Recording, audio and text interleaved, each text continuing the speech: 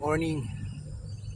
So dito tayo ngayon na magpapahinga after ng ating pag explore doon sa kaninang pinasok natin. So, nandito tayo sa may Ibas, Zambales, sa may bahagi ng between Palawig and San Agustin. So looban siya.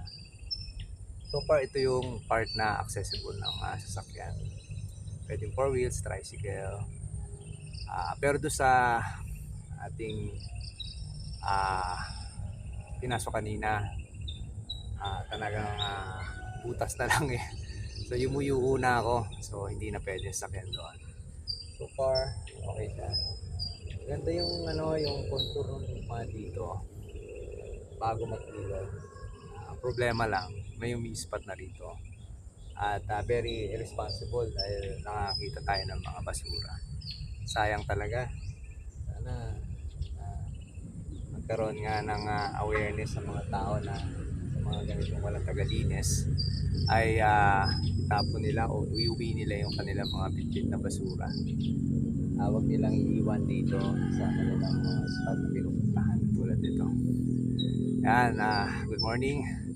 At dito muna tayo mag-unwind ng konti. Morning.